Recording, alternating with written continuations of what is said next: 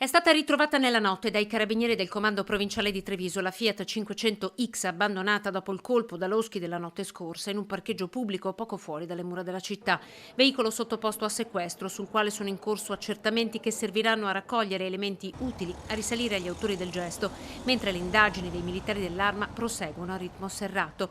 Il sindaco di Treviso questa mattina ha fatto visita alla boutique. È un episodio isolato al quale non siamo abituati e non abbiamo alcuna intenzione di abituarci. Ho voluto portare la mia personale solidarietà di tutta l'amministrazione al titolare di Loschi e ai dipendenti che erano ovviamente dispiaciuti per quanto è successo, però devo dire che ho trovato un'attività che già questa mattina si era rimessa in moto. Hanno le ore contate i responsabili del colpo, ne ha convinto Mario Conte. Treviso, spiega, è una delle città con il maggior numero di telecamere di videosorveglianza d'Italia.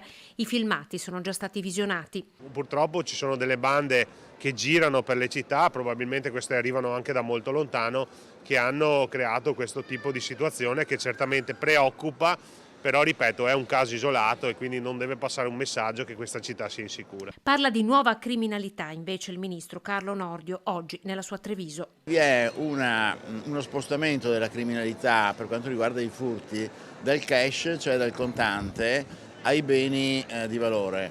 Questo perché si sta sempre meno usando la moneta e quindi è molto più difficile trovare il profitto del reato svaligiando per esempio una banca o un negozio come si faceva una volta, e quindi la criminalità si sta orientando verso altri tipi di furti. Treviso resta una delle città più sicure, chiosa, lo dicono le statistiche. Al legislatore ora abbiamo chiesto uno sguardo più lungimirante sui nuovi reati, nuovi settori su cui la criminalità si sta orientando. Il legislatore deve lavorare di fantasia e di immaginazione, perché la tecnologia avanza in modo molto più rapido rispetto alle leggi.